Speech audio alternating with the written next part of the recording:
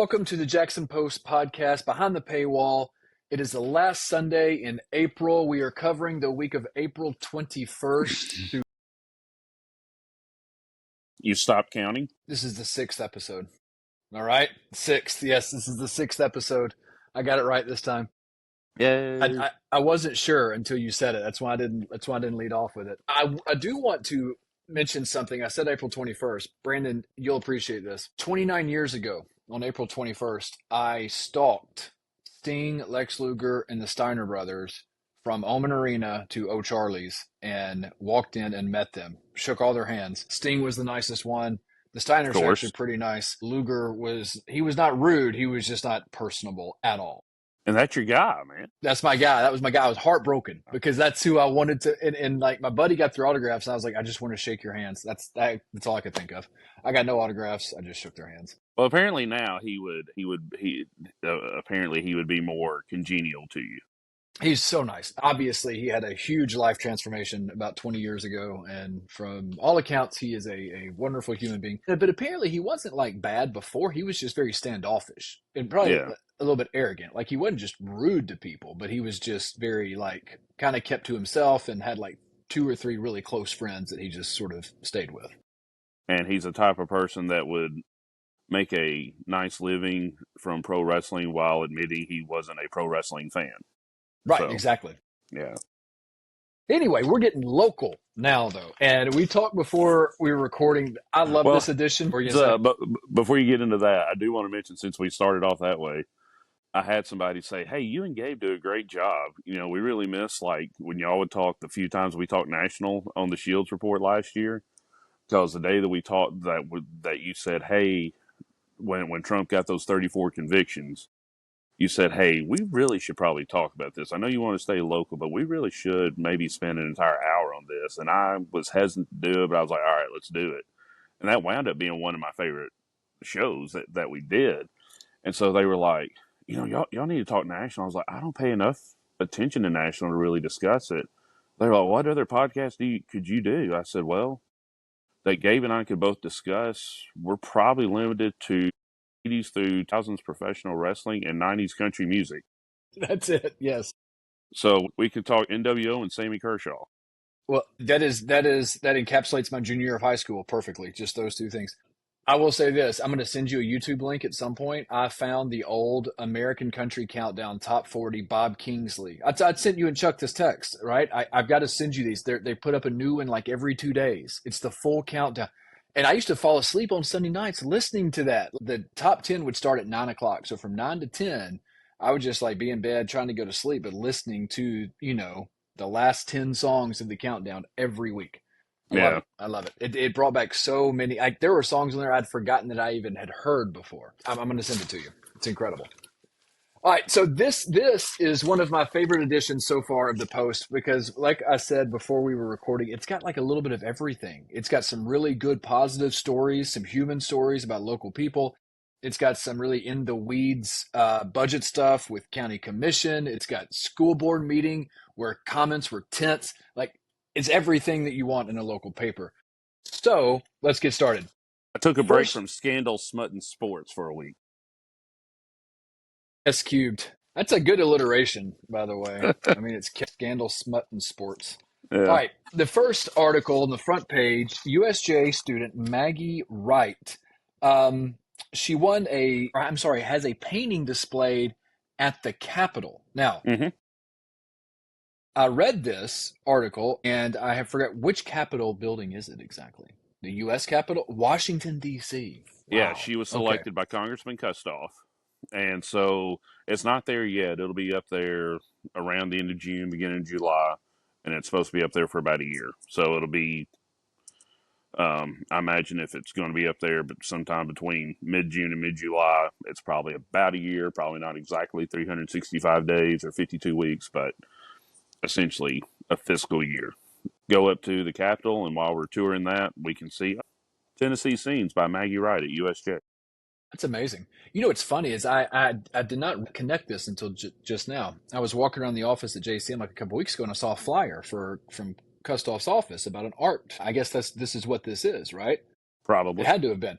Well, in my mind, I thought, I shouldn't be like this. But like, what would art look like for David Kustoff, right? Because I just don't necessarily connect David Kustoff with the art scene, so to speak. So I was just curious about what that, but apparently, like, this is some really good work. I think this is a really cool idea. And in my Hmm. brain for a while, I was just sort of making fun of the fact that Kustoff was putting on an art competition, but I've sort of shifted on that. This is a really cool story. It mentions our mutual friend, Lindsay Hamra, right? Hmm. And so she is a very talented artist herself, and it sounds like she had a big influence on Maggie. Is that right? Like gave her lessons and sort of like Hmm. shifted her ideas of perspective in art. Right. Kind of changed. Maggie said she was like more into realism, and then Hmm. shifted into what's the word?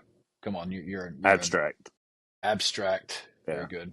So I mean, when she started painting at 5, 6, 7 years old, somewhere in there, maybe even 4, a lot of it was, oh, there's an apple sitting on the table. I'm going to paint a this apple sitting on the table, or portraits and stuff. But she admits, she's like, portraits is not really what I'm good at. Apparently, she's still good enough for people to commission them. But when I think it was, well, she just said middle school, so let's assume 12 or 13. Her birthday, she gets somebody paid for her for a lesson with Lindsay, and she introduced her to the wonderful world of abstract painting. And just talking to her, it's like almost taking a risk with the brush. And I mean, Lindsay literally said, put the brush wherever you want to and just go from there and let it guide you. Let the force paint for you, I guess. And she fell in love with it the first time. And here she is getting something hung up in the Capitol. It's pretty awesome. What are her plans beyond?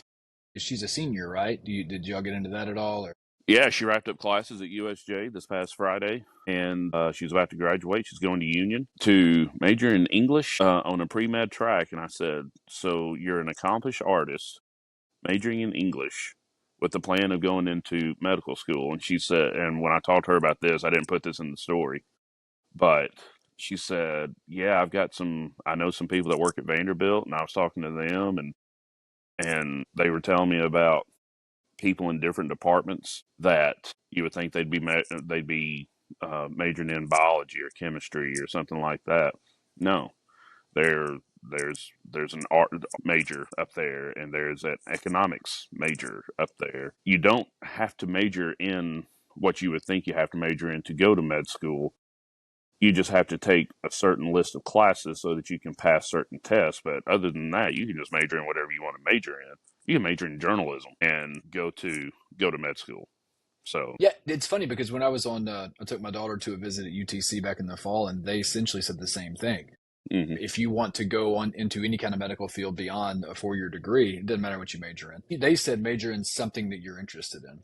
I'll even take it a step further. I think it's actually smart to major in something like English or some artistic major if you're going into that, because I think through those, that's where the critical thinking skills are really developed. Like obviously science and math, you've got to know formulas and you've got to know like the right answers for things. But I really think like the beauty of literature and art and things like that is like the critical thinking aspect that's built into those. And I don't think you Hmm. even realize that you're practicing that as you're going through those programs. So good for her. That's pretty impressive.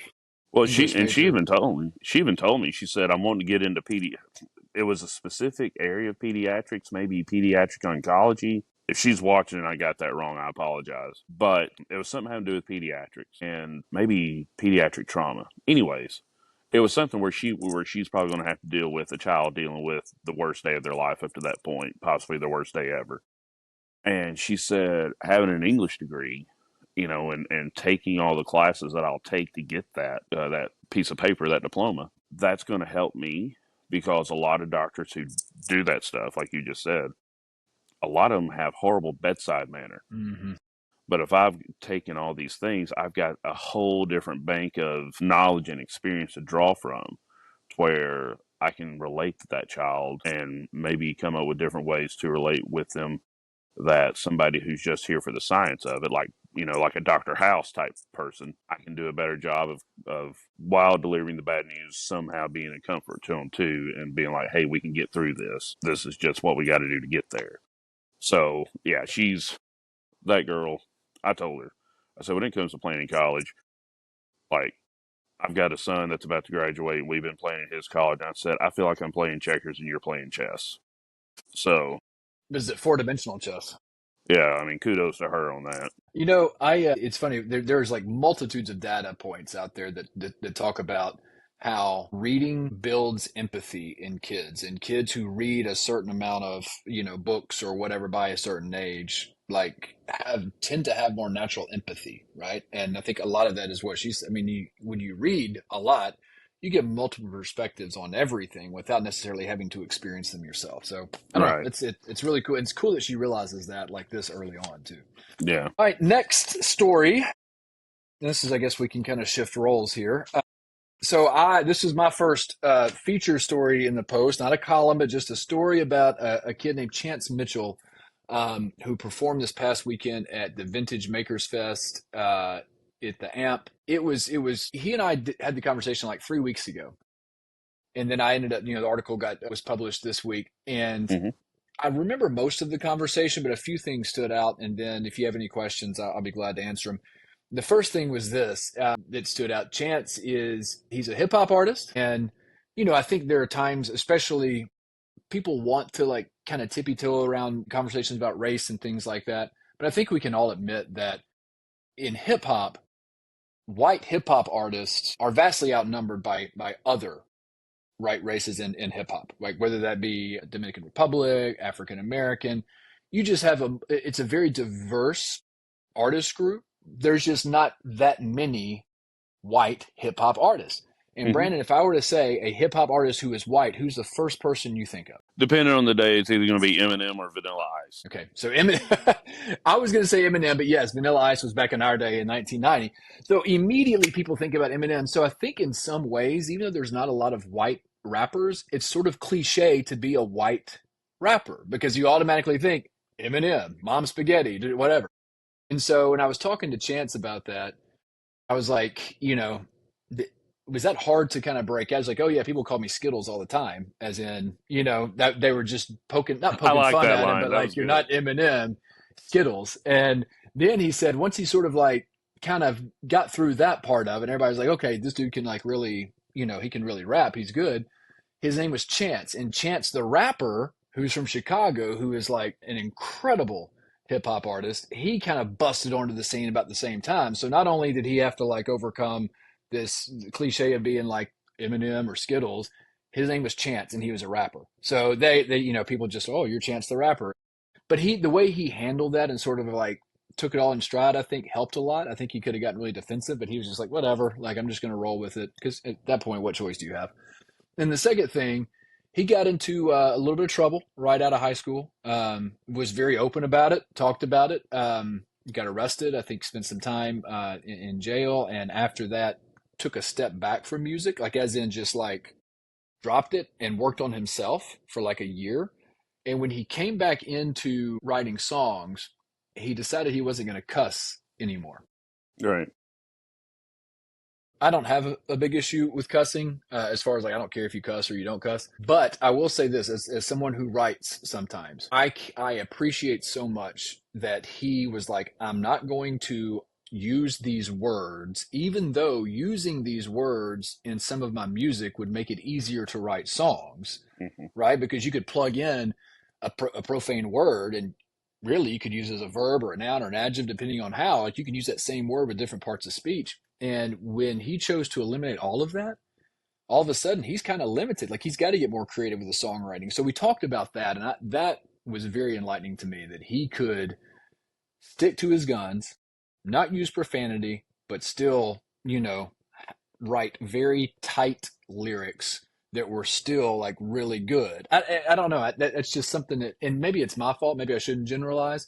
I also think, with hip hop, that's just sort of what goes with the territory, right? Like you're going Right. to have some profanity in there sometimes. But anyway, he's chosen to do it his way, and it seems like it's working for him. He's signed with No Reverse Records. He had his first big performance. He's performing at the Rockabilly's this summer too. So there's some momentum for him, and it's kind of cool. And it was he was good to talk to. Yeah. And as far as the no profanity thing, I mean, I'm not to the level that you are. Like, I'm not offended by cursing for the most part, unless you're my kid. In certain situations, I have been known to go up to someone that I've never met before and be like, "Hey, there's kids here, not even my kids," and just be like, "How about I'm not telling you to not say that stuff. I'm just saying don't be so loud with it, like in a public place or something like that. Call me a prude, I don't care." But I don't know if I wouldn't classify that as limiting him because, I mean, what's one thing that a lot of people who are against cursing, what do they say? Well, that's you show your lack of vocabulary when you go to the lowest common denominator in a time of anger or whatever. So, I mean, is there definitely a tendency in that genre to use a dozen words or whatever that isn't accepted in most Southern Baptist circles? Yeah, but is it a rule that they have to use those words? No, I I mean, guess what I because mean by being limited is once you remove, let's just say 12 words, right? Let's just say 12 profane words. Well, then you also in hip hop or any kind of music that you're rhyming, poetry, whatever, you're also losing words that rhyme with those words that you could use. So, and I guess I mean by limiting at that point, like he might just say, "Oh man, I could really put a damn in here. That would really work. That'd be easy. I could just put it down." Well, he's not going to do that. So he's like, "Oh, how can I shift this to mean this line mean the same? Not use that profane word, and then have to whatever word I replace that profane word with, I've got to have another word to rhyme with that word I just replaced." You see what I'm saying? ma'am, Sam, ham, lamb, But ram. it doesn't just have to rhyme. It needs to like fit within like what the story that he's telling with that song. But he's clever enough. Just I've Yes. never met him, but judging from your story, he seems to be clever enough that he can figure. He can. You know what? Lamb's going to work there. Let's go with I lamb. I don't think I put this in the article because it just got too like muddled to tell in print. But the way he communicated, he kind of rapped a few bars of a song, and I may have put it. I don't remember, but he essentially used the word converse three different ways. Yes.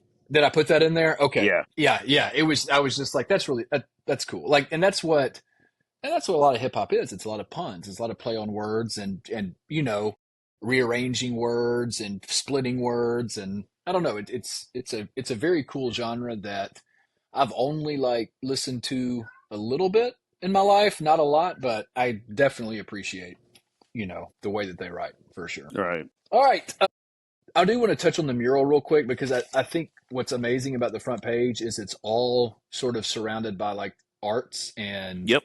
community and people like doing things that are making our town, I'll just say better and in some ways that That has wasn't nothing. planned, but it came out like that. Yeah, and it's cool. Like, and I think it opens up the conversation to things that a city needs that may not necessarily generate like revenue.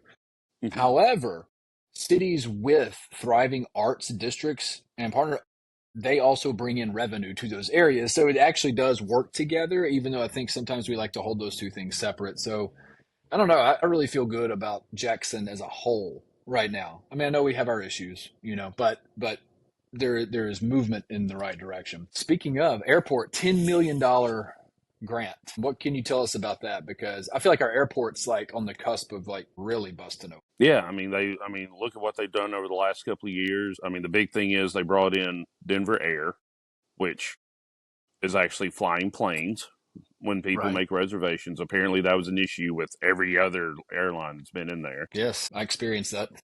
Yeah. So there's that. The other big thing that happened was the TSSAA, sorry, TSA. Whatever.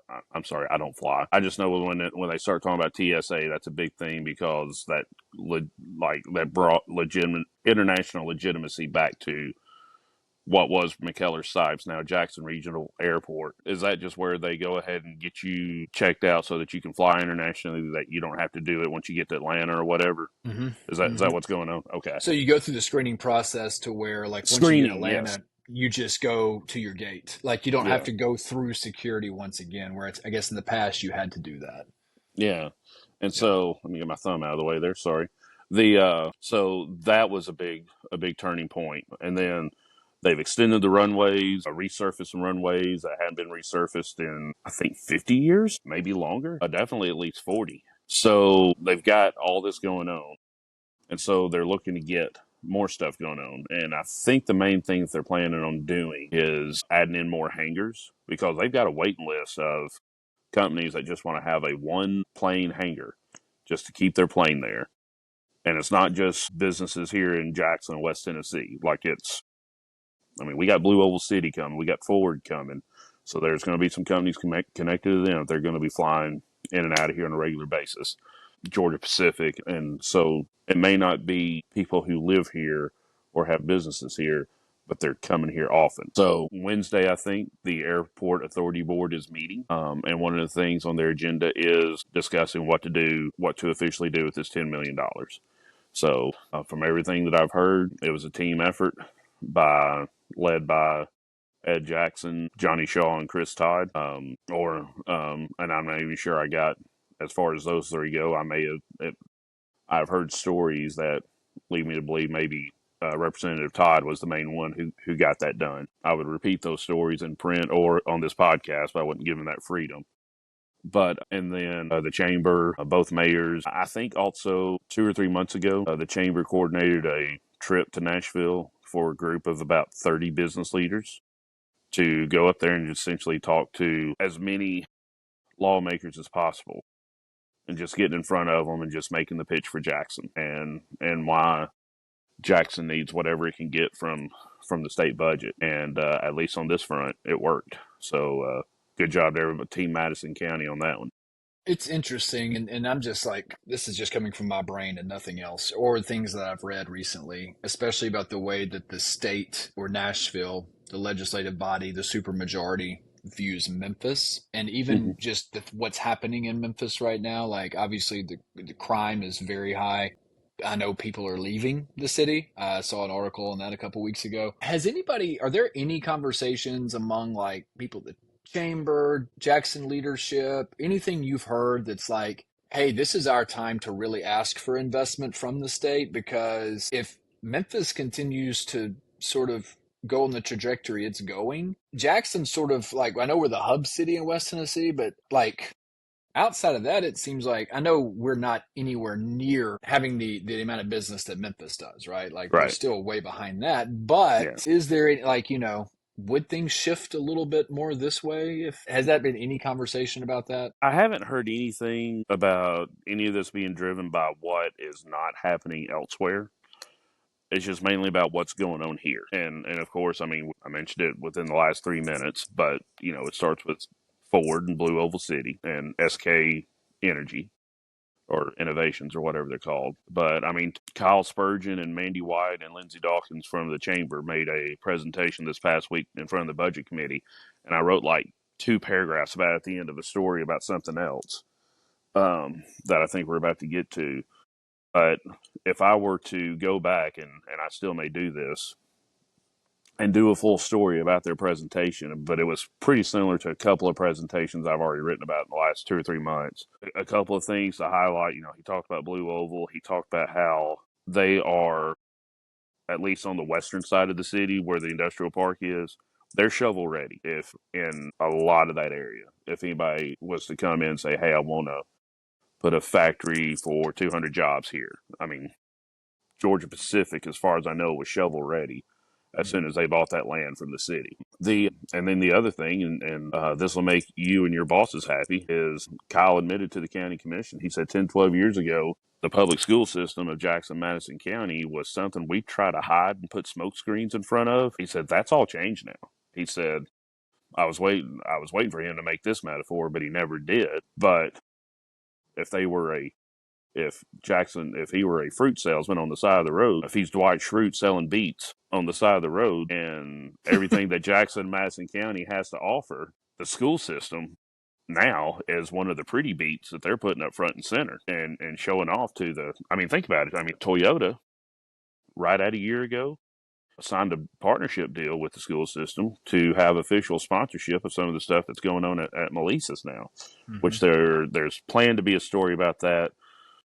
Hopefully, in this upcoming week's paper, I finally took a tour of the place this past week with Dr. McSweeney. And as much as I already knew about the place, I was still thoroughly impressed with it. But anyways, we've got all these things going for Jackson right now. School system, jobs coming in at the airport, and a arts district that's starting to build some momentum, and just different things going on. That while they have kind of hitched their wagon, done like Marty McFly and Back to the Future, kind of hanging on to the back Hmm. bumper of Memphis as it's driving down the road. I'm not saying they're letting go of it, but now they're also kind of grabbing on to Nashville because Nashville has outgrown itself so much that people that look at Nashville first, they're like, okay, well, that's too crowded. Let's find somewhere we can get some elbow room. Jackson is getting a few of those looks now. Wow. So we're kind of hitching our ride with both of them while also staying in our lane. I'm using about 17 different traffic metaphors here, but it all works. But but it all looks like Jackson's on the cusp of a lot of good things right now. We'll say two things because this is actually a great transition into something else I want to talk about concerning the chamber and the school system. The first one is this. I would say, obviously, Kyle has a connection to central office that he didn't have What? 10 years ago. Okay. So What? that's the first thing. The second thing is, I don't know that the chamber should have never been trying to hide the school system. And I've heard him say that too. I think the school system, however, could have done a better job presenting itself. That is the biggest difference in 10 years. I've been there. I've been in here in the system almost 20. The biggest difference in now and 10 years ago is that we're presenting ourselves much better. I don't know that academically, obviously COVID interrupted a lot of stuff and we've grown a lot since then, since COVID, right? I don't know Mm-hmm. academically that we were in a much different position than we are now. Does that make The sense? numbers are going up. The numbers are going up. Yes, absolutely. But we also have but 12 years ago we weren't taking the same test that we're taking. So the number you can't even compare the numbers. It's apples and oranges. I think in the Yeah. end what's really like propelling the district right now is one, we're making academic gains every single year, right? That's true. Two, the capital projects that are out front are big, and I used the word last week, transformative things. Melissa's, Pope, reopening of JCM, moving of Madison. Like these are like five or six really big things that have happened in the last 5 years. I'm gonna mention Tony Niehoff's name again. And when he said this like 4 years ago, I was like, that's the dumbest thing I've ever heard, but I think he's got a point. I think he backed into that point, but I think he's got a point when he was talking about the new pope, he was like, you build a new school building, people will go to it. That's just what he said. Build a new building, they will go to it. I don't know that I'm completely agree with that 100%, but I will say this. When you start building new things and you start investing money in a district, that makes a difference in the way that district is viewed from the outside. I do think that. And I think like a lot of these big visionary projects that Dr. King is pushing has done a really good job of sort of shifting what the optics are of, from people who may have not thought the district was in great shape before. I Mm-hmm. think they're changing their minds on that now. Can I just kind of piggyback off that and take like 3 minutes just to give my unadulterated analysis of that kind of stuff in this current situation? Mm-hmm. All right, so if we're going to start with that comparison of 10 to 12 years ago to now, 10 years ago, 10, 12 years ago, you didn't have JASA. You didn't have the innovation department. You didn't have early college hire. If you did, it was just starting. Well, it didn't start until 16. So, 16. yeah, 9 years That's it. ago. So you didn't have all that. Yeah, also and in addition to that, all the talk 10 years ago, 10, 12 years ago is, oh, they're about to close JCM. Oh, they're about to, Mm-hmm. who else are they going to close with it? Is it going to be Beach Bluff? Is it going to be South? Is it going to be Pope? Surely they're not going to keep that old decrepit building open, that kind of talk. And that was all that a lot of people outside the district had to go on when that came up in conversation. 5 years ago, 6, 7 years ago, all the discussion was about, well, what are the school board members going to argue about this month? Mm-hmm. And well, what bad thing is going to happen at Liberty this week? Because with all due respect to the people who were in charge there at the time, they had a lousy run there for a few months. All right. Then come in Dr. King. We're coming up on the 5-year anniversary of the start of his tenure there. A lot of people weren't happy with maybe not necessarily his hiring, but how it seemed to happen. Starting with a school board member getting appointed to the school board. That's was probably the deciding vote in getting him hired. So there was already a lack of trust to a certain extent of him coming in by a lot of people. And you had a pretty seemingly from the outside liberal school board that a lot of conservatives around here, which Madison County, I told somebody when I was the editor at the Sun and trying to cover 20 counties that Madison was my third most liberal county out of the 20, but they're still pretty red. Still a lot of Republicans around here, conservatives and stuff, that just automatically are against anything going on and will believe anything that's said that about what's going on inside the school system, whether it's true or not. We saw a lot of that for about 2 years during the pandemic. All right. So he gets through all that and we come out of it. Eric Jones and Ray Washington got Madison and JCM done before they got out. He comes in just in time for that. Like literally about a month before his first day on the job, they're breaking ground on both of those schools. Then he gets Pope done. Then all the Melissa stuff is going on, like you just said. All that stuff is going on. And yes, they are dealing with these numbers. So all those numbers are starting, they've dealt with a lot of the negative publicity and chatter around them having to do with that. But the numbers are still starting to go up. And while the numbers aren't going up as sharply as they'd like, last year may have been the biggest help for that when the school board flipped. And now, outside looking in, it looks a whole lot more conservative than what it did 2 years ago. And so now you've got all the conservatives jumping in, talking about, oh, what a great school system it is. Literally less than 2 weeks after the school board gets sworn in, and it's like they haven't had time to do anything yet. How are they? What changes have they made? Oh well, we got Harvey Walden as the chair. Okay, I get that, but he hadn't done anything yet. So you've got the conservatives jumping on from that angle, but we all, or a lot of us, thought Marlon King's days may be numbered, but they haven't been. Actually, this conservative school board is supporting Dr. King. If I had to Well, guess, yeah, the new school board members who ran as conservatives, it would be interesting. It'd be nice to have one of them on here because the question I would have is for them is, are you surprised at how non-political being on a school board actually is? Like, because that would be, because it's not political, right? Like you could yeah, have a whole, I mean, there are just very few decisions that board's going to make that's going to fall on one side of the partisan line or the other. Now, you may have like personal philosophies that might align with a certain platform, right. but the dealings of a school district usually don't involve anything from a national Republican or Democratic platform. No, the inner workings have nothing to do with Nothing. whether or not you support abortion, gun control, or immigration laws. But the perception around it, that's kind of Sure. the part that I'm getting on.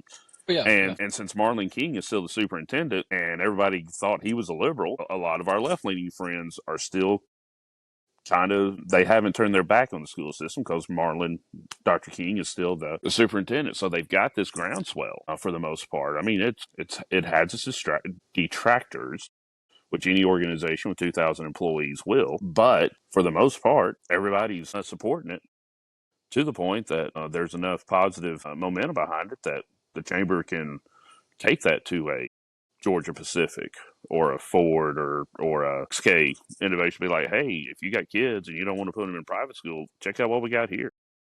But there's so many options right now Yeah, in the public school system. yeah. Speaking of the chamber, and this is something I wanted to ask about because it's a question that I've asked multiple times, and maybe you can give some insight.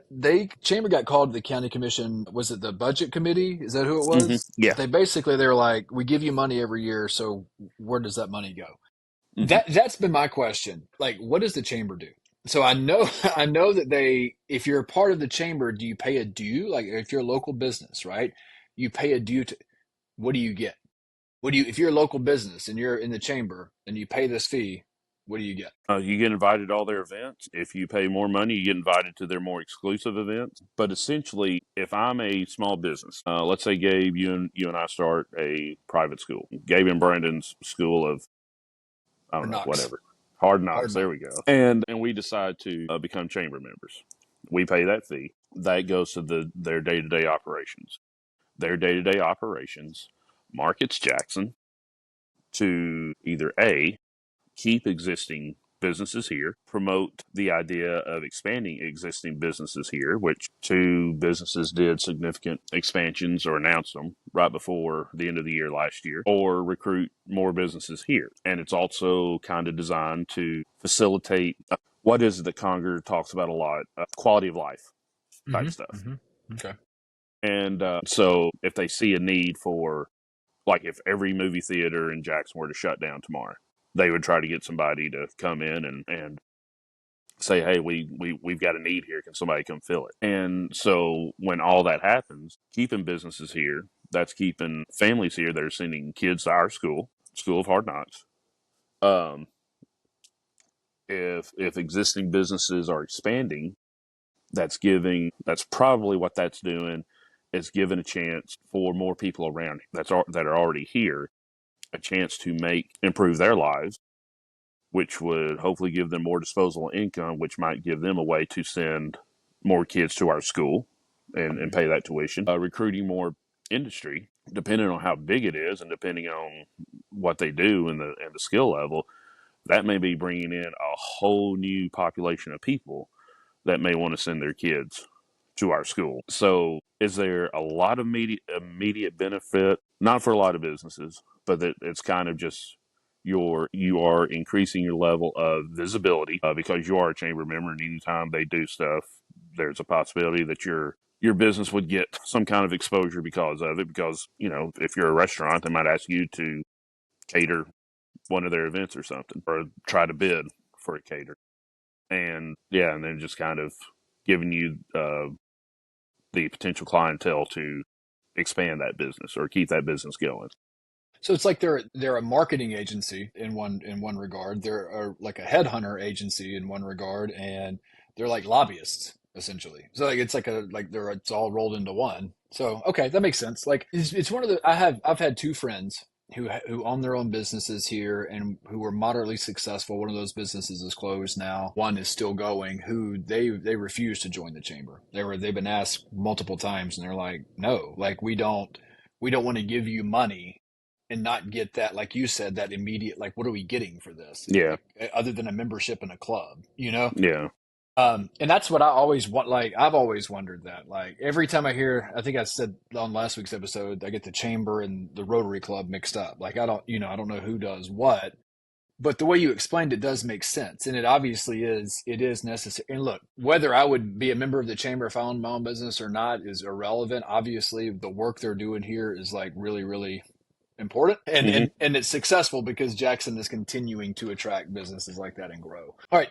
county commission, but the budget meeting, staying on this track real quick, there are some questions about the parks and recreation department in the county, hmm and we had Matthew on the radio last year, hmm remember that? And I think yeah. he had just started, right? Like, He isn't he called in relative? for yeah. He Isn't he? came in October of 2023, and I actually had him on before you started. The night of the Christmas parade, he spent an hour with me on the side of the road there in downtown Jackson. About a month after he started, month and a half after he started. Yeah, and then we had him on. I think he joined by phone. He never did. He come No, in he joined by person one phone. time with you? He was on phone. Yeah. Just kind of talking about different things that he's doing. He's getting a lot of stuff done. Like he's doing a good job of improving some park facilities. He's getting misting stations in and talking about splash pads and pavilions and stuff like that. So yeah, he came in with a lot of enthusiasm and a lot of plans, and he's executing those plans. So he essentially what he built, he did not account for grants in his budget. Is that what the questions were from the county commission? Like he got some grant money, he didn't include that in his budget, or he did? He did not, Okay, and he's supposed to. and those questions really came from Michelle Sellers, who is the finance director for the county, because ultimately, I mean, yes, the budget committee and the county commissioner ultimately um, held accountable for the budget, but she's kind of the one that puts it together for them and gives them guidance about what they need to do. And she's the one who essentially executes it day to day for 365 days in between each passing of the budget on June 30th every year. And so she's the one that's really looking to see, okay, where'd that money go? Where's this money coming in? Where's it headed? All that stuff. And one of the budget committee members this week, we were talking. He said, Brandon, he said, this is how important that position is in the county. Do you realize that we talk about all this money going to this department, that department, all this stuff? Not a single department head outside of Michelle has any money whatsoever. Well, except for the trustee, Billy Burkhead, because he's the one who's handling the tax, Tax. the tax revenue. But once it's handled there, it goes to Michelle. And if I'm Shanna Wilkerson, the new director of the Jackson-Madison County Regional Health Department, I've got a budget. But anytime that I need to get something purchased, according to what this budget committee member told me, I've got to go to Michelle, and she cuts a check for me, and then and mails it on to whoever needs it. That's a lot of responsibility on her. I mean, So when she's asking these questions, it makes a lot of sense. And she's going to be like, okay, where is this money at, man? right. How That are we makes sense. handling it? And so the issue was he got a number of grants. In fact, apparently he got more than $1 million in grant funding this year from various sources. I'm sure we'll get into that here in a minute. And all he was putting in the budget, in his budget request sent to her and ultimately to the budget committee, was, let's say he's getting a grant from Ford for, hey, we want you to put toy cars in Pugh Bourne Park. We're going to give you $500,000. We're going to require a 20% match. So the county needs to put in $100,000, and we'll give you $500,000. Well, he would budget the $100,000. He wouldn't include the $500,000, and Oh, I so see. yeah, I see. and so when you're doing that, that's leaving $500,000, and I don't think it's $500,000 that he was leaving out there. So don't, But Matthew, if you're watching, I'm not saying you're leaving $500,000 out there, but if you're leaving $500,000 out there that's not held accountable to line items in the budget, well, if that's me, that's about 10,000 times I can go to Taco Bell. right. Well, so did the budget committee how did they realize this? Because if he wasn't putting the he was obviously just putting the amount that they were supposed to match in the budget, but he was leaving out the total number of grants, right? So how did they just see this extra money in the budget and say, why is this here? Is that why they called him in? Or did they know there were grants that were missing? There was money that was missing. There's money. Okay. He's telling them, well, let's use the presented scenario. I don't know. I don't think that Ford's going to give $500,000 for one park to have toy cars, but let's go with it. He's saying, I need $100,000 from y'all for this toy car part. Well, we thought you were getting a grant for it. Yeah, it's a 20% grant match. Okay. Well, I think they would be giving $400,000 because it's a $500,000 thing, but the county needs to supply 100, and they give 400.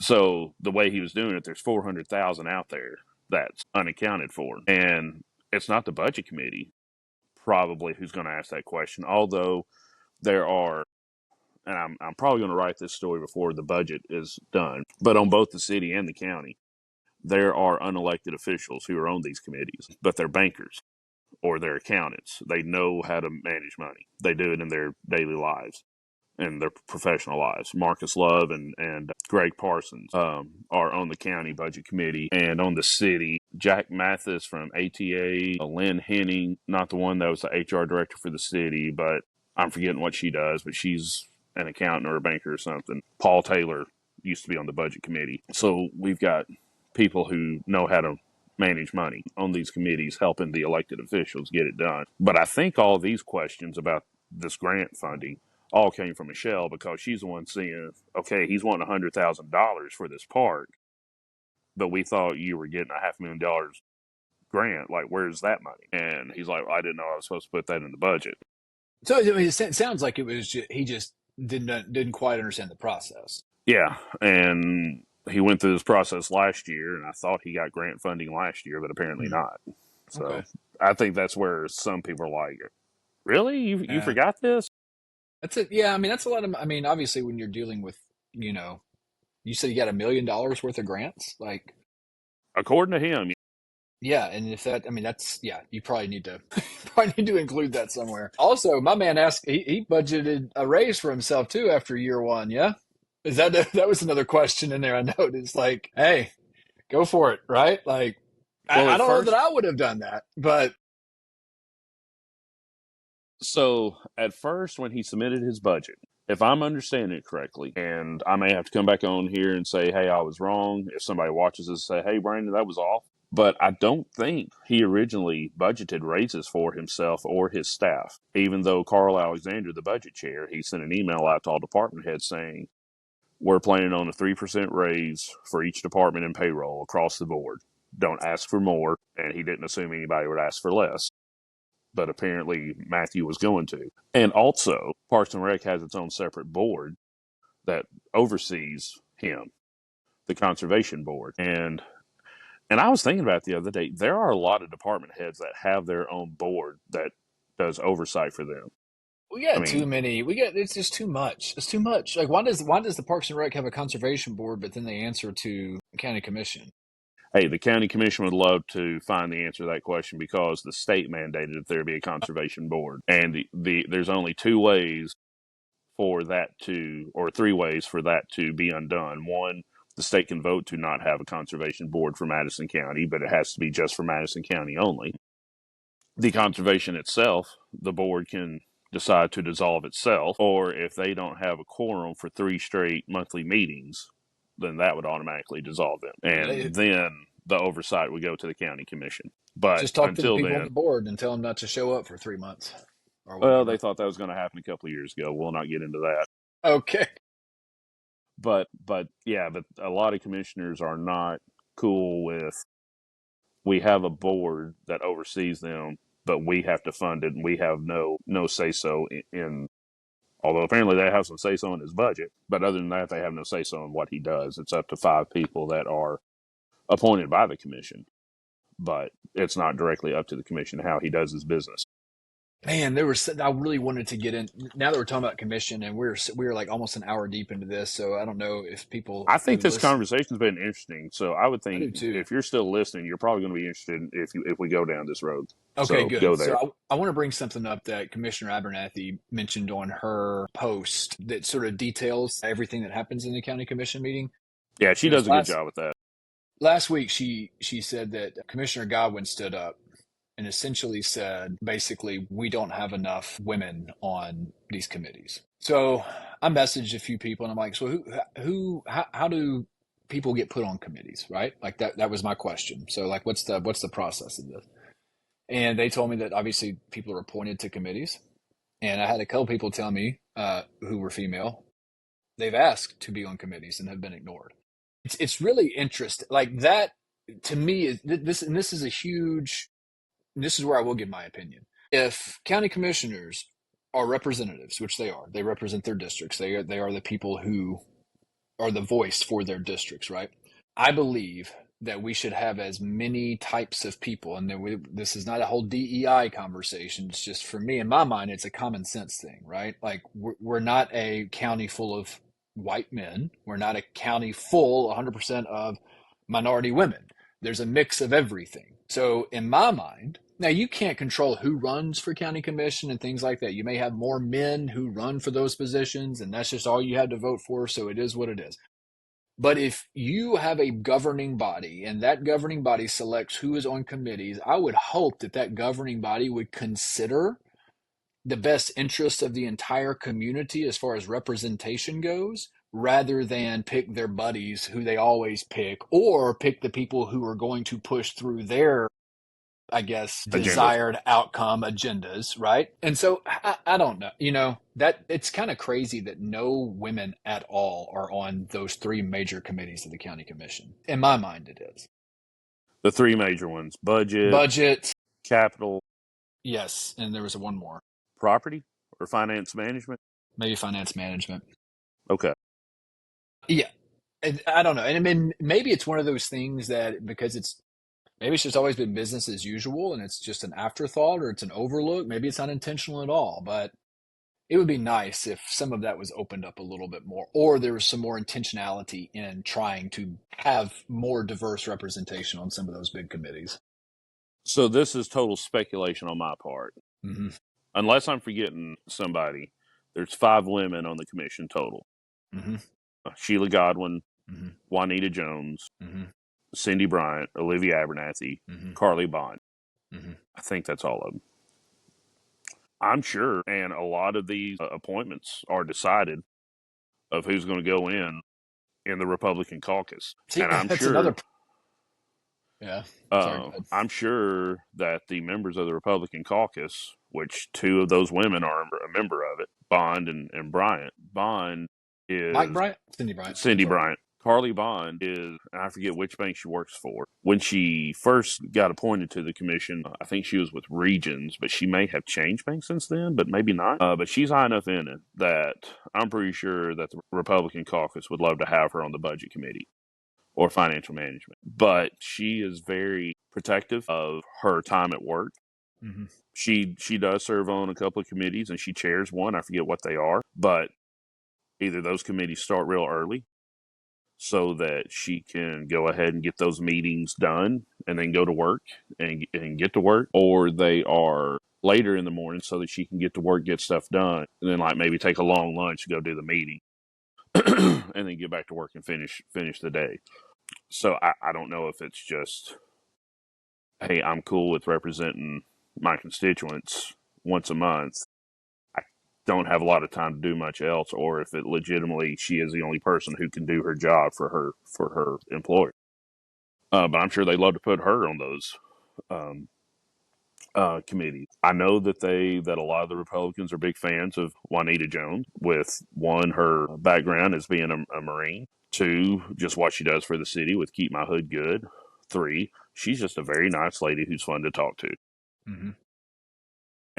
But I don't know if they would think that would be enough to put her on a budget committee. I mean, Godwin. I mean, the biggest thing holding back to really see if she could get on a committee or not is the fact that when she runs for county commission, she's got a D next to her name. She runs the Democratic primary. And And look, so, let me just say, and this is not a slant to Sheila Godwin. I'm not saying put Sheila Godwin on a committee just because she's a woman, right? Like right, you don't want to do, you want to have someone who is, you don't want to have diversity just for the sake of diversity, right? Like that would be DEI right there. no, it's not. That's not what DEI is. It's Diversity opening. for the sake of diversity? No, it's being it's what I'm saying the county commission should do now. It's being intentional and going out of your way to look at people or scenarios that you wouldn't normally look at that aren't sort of in this system of rivers that have been carved out over time, right? Like that we've always done it this way. Let's just keep doing it this way. Let's open it up. Now, maybe on the national level, in some cases, DEI, they just grab somebody because they were this. Those are not abnormal situations, anecdotal situations. The majority of DEI was more about just becoming aware of, hey, let's open this up to all time. It's like the Rooney Rule in the NFL. That's sort of what that's the best way I can explain DEI. Hey, we could find a black guy who can be our quarterback and he might actually be good. Yeah. Or Yeah. like, you've Okay. got to interview X amount of minority coaches, right? That you have like the NFL, that's been a rule for 2 decades, About 20 right? years, yeah. Yeah. So that's DEI. That's what that is. Fortunately, the conversation about DEI has gotten like, hey, if you're a minority or come on, you don't. It doesn't matter what qualifications you have. It's opportunity, and so I All think right. that's like if you're not going to get a lot of opportunity in the Republican caucus. I mean, and that's sort of my whole issue with partisan politics on a local level because Oh, these yeah. things get squeezed down so tight, and the decisions end up getting made by like 6 people. And Mm-hmm. that's what's unfortunate, and that's just not how I don't think that's not how representative government should function. Well, I will say that out of 7 people on the budget committee, there are no women, but there are 2 black men, and they're not as old as you would think they are. Average age.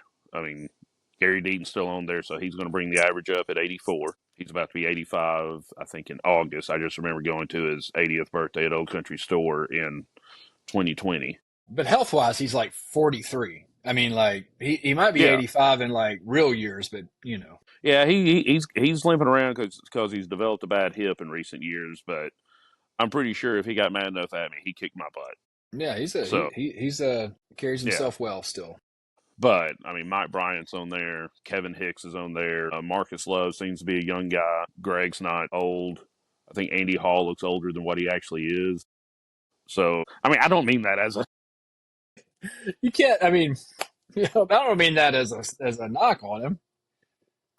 I know He Carl looks old. Alexander.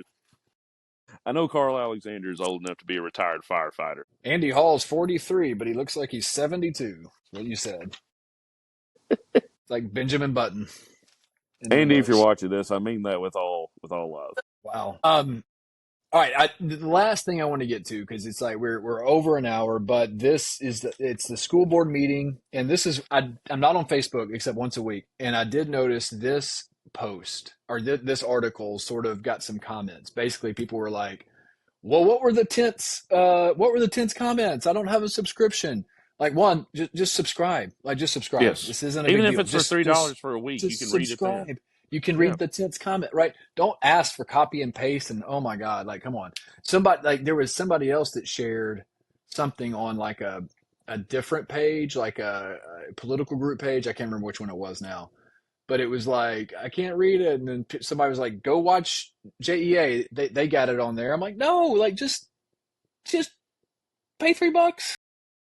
Here's what this is a soapbox thing, but people complain when we don't have local media. But then when we get local media, they don't want to pay for it. Well, you can't have it both ways. Like if you want something of value, then you got to pay for it. Well, they sort of in a way get free local media from TV and radio, but Well, I like to advertising. think that with all due respect to my friends at both places, I like to think that if you pay for a subscription at the Post, you get what you pay for. So, anyways, go ahead. All right, here it is. The school board tabled the charter school vote after tense public comments. I want to talk about the public comments section Hmm. because I don't think we have time to talk about both the charter school and the public comment thing. We can talk about But charter next week because they're yeah, voting on it next week. that'll be good. But I find it interesting because some of the names that you mentioned in there, Doris Black, Willie Ozier, I believe they're part of a specific newly formed group, right? Like a voters council or something The like that. new Jackson Madison County Voters Council. Something like yeah. And the issues they were bringing up were not on topic, right? So that's sort of where things kind of like not went off the rails, but got a little wobbly because Hmm. the public comments were only supposed to be about the charter school, correct? Or about anything else on the agenda. Okay. And so Dr. King's race was not on the agenda. And what was it that Miss Black was talking about? She was The legislation in the state about immigration, right. immigrants in schools or whatever. None of those two were on the agenda, right? So now, were there people there speaking in charter schools in Yeah. public comments? Uh, Were they Harold the Carter was usual there. group? Okay, Harold Carter was there from NAACP. I want to say there was a student there from Liberty. I think he was against charter schools. Either he was against charter schools or they just went to let him talk about King's Rays.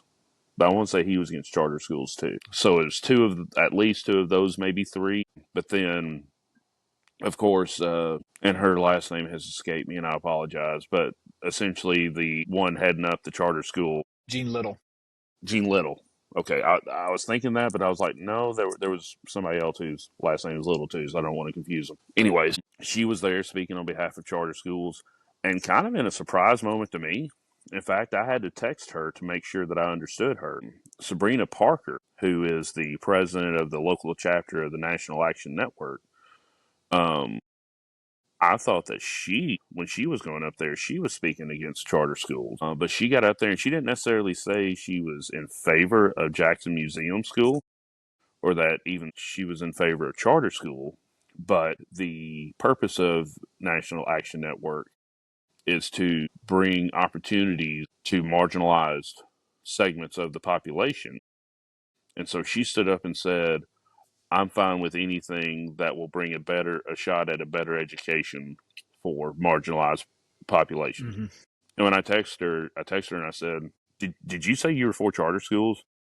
And she just sent it back. She said, I said I was in favor of anything that would improve education opportunities for marginalized populations. I said, okay. So So go ahead. as far as the public comments go, obviously that is, I think public comment portions of local meetings are necessary. I think they are very important just to hear Mhm, voices from the community. That being said, I think we've really, on a local level, and I'm not great at this, I'm trying to get better. Being off mhm, Facebook has helped me get a lot better at it.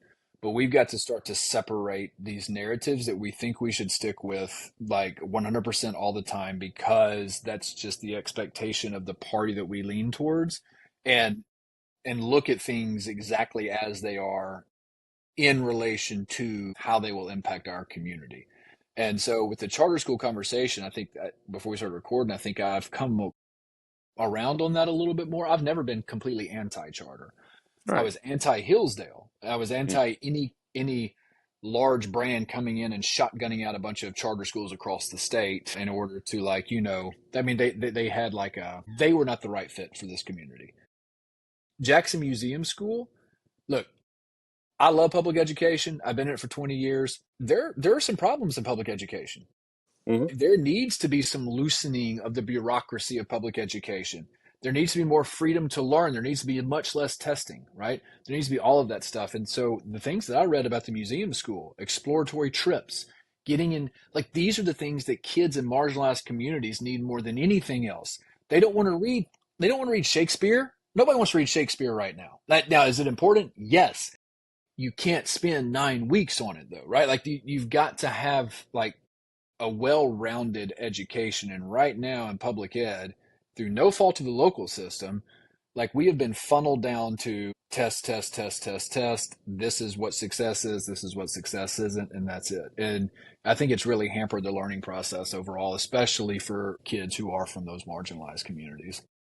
Well, I've also heard stories, and I don't mean to paint a certain area of Jackson in a specific light, but I haven't heard this from any other school. But when I was in sports, I heard stories about kids at JCM and kids at Liberty that when the football team or basketball team would go to Lexington or Henry County or Haywood or wherever they would go, every year there'd be one or two freshmen who'd say, "This is my first time to be outside Jackson city limits." And I don't care how well you can solve for X or how much you know about the Canterbury Tales or how much you know about photosynthesis and the life cycle of an amoeba. If and I'm not blaming Jackson Madison County Schools for this. I'm not blaming anybody unless somebody has just intentionally kept these kids in town and not giving them any kind of life experience outside Jackson city limits. But a lot of times parents are just trying to get by from day to day, going to work and making sure there's food on the table. But if your entire life you have never been outside Jackson city limit, what kind of application experiences are you going to have with that education you're experiencing? If just taking a field trip to Memphis and seeing the zoo, like, oh, there's that giraffe we learned about the other day.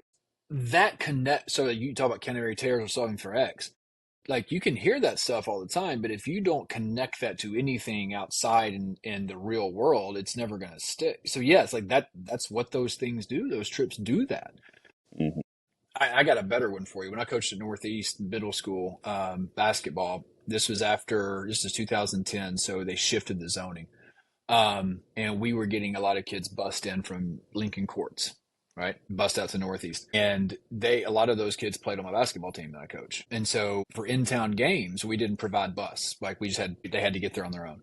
Yeah, And we were playing at Trinity out north. And half my team didn't know where it was. That's why it's out there by Target. And they're like, don't know.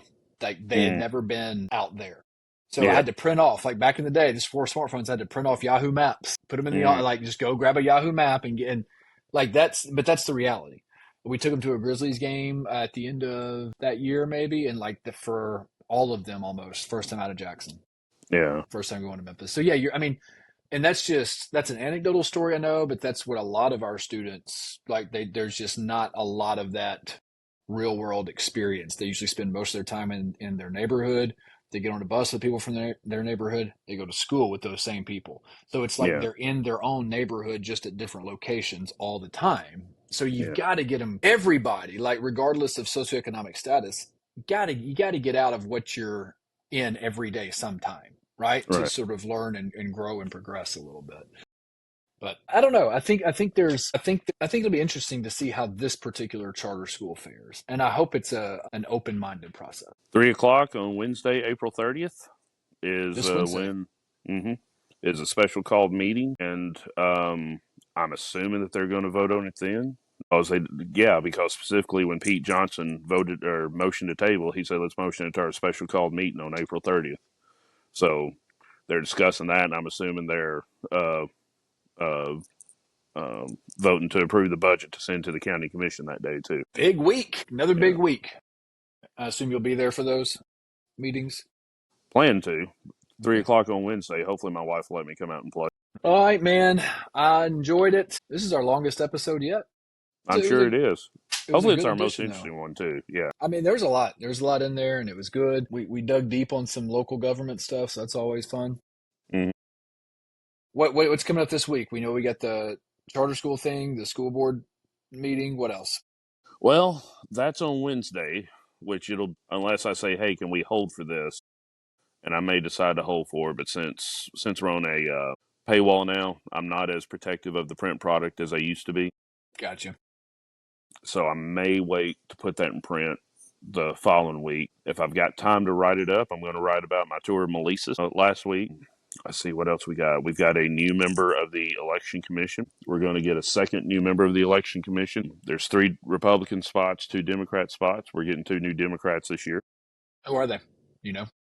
Well, the first one this week, they announced they're still waiting to announce the second one.